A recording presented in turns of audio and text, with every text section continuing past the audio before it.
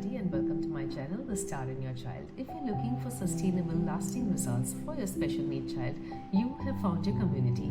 This channel is dedicated in empowering you and your child. So starting today, I'm going to start with a series on the journey of living with epilepsy. Today, I'm going to talk about what is epilepsy, what is a seizure, and what causes it. So normally our brain communicate to each other through electrical signals. It's called synapses. तो उसका एक steady flow होता है. But when a person or a child gets seizures, they experience a sudden electrical storm. बहुत जोर से electrical signals pass होता है जो ये steady flow को disrupt कर देता है.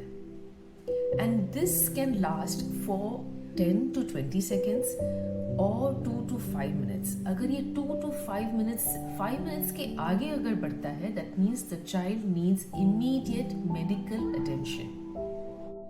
So epilepsy और seizure में difference क्या है? एक बार अगर एक seizure आया, that means it is a seizure. मगर epilepsy में long term होता है. बार बार 2 बार 3 बार 4 बार सीजर्स आना जिसमें कोई वैलिड रीजन नहीं है, कोई वैलिड ट्रिगर नहीं है. जैसे बहुत हाई फीवर हो गया, इन्फेक्शन हो गया या कोई ड्रग का विथड्रॉवल हो गया. ये सब ट्रिगर्स ना होते हुए भी अगर if you are getting an seizure episode repeatedly more than 2 to 3 times, then it is epilepsy, जिसको हम मिर्गी कहते हैं. Now let's talk about what causes seizures.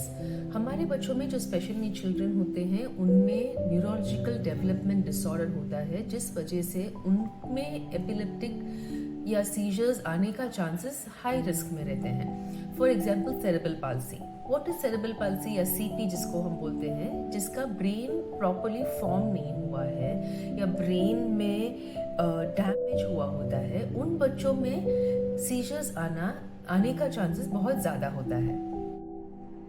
जिन बच्चों को ASD या ऑटिज्म स्पेक्ट्रम डिसऑर्डर होता है, एक इंटेलेक्चुअल डिसेबिलिटी है, एक जेनेटिक अबनॉर्मलिटी है, इन बच्चों में भी रिस्क ज़्यादा होता है सीजर्स को आने में. Usually they come during the time of puberty when there is a lot of hormonal changes in the body. Other syndromes like Down syndrome, Angelman syndrome, Rett syndrome, all those children are also at the high risk of developing seizures.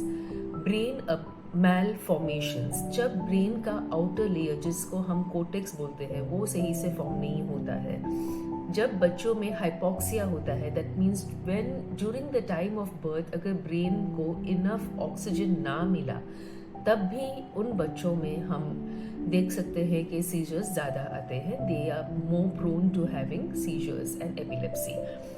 And a very common cause happens when the children get drug resistant. मतलब जब वो drug उनको असर करना बंद कर देता है तो उनका एपिलेप्सी बढ़ता जाता है.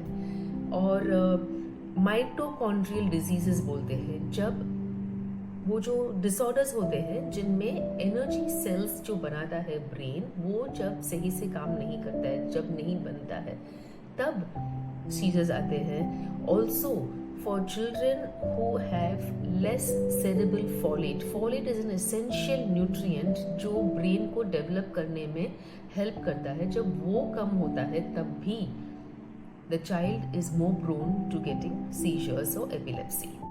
और एक बहुत सिंपल टर्म हम यूज़ करते हैं जिसका नाम है फिट.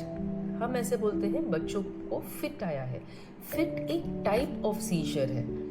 वो it's a very non medical term that we use for the word seizure. Epilepsy में बहुत सारे टाइप्स होते हैं जिसके बारे में मैं आगे दूसरे वीडियोज़ में आपको इलैबोरेट करके बताऊंगी. I hope we have understood what is an epilepsy, what can cause it, and what are the common triggers.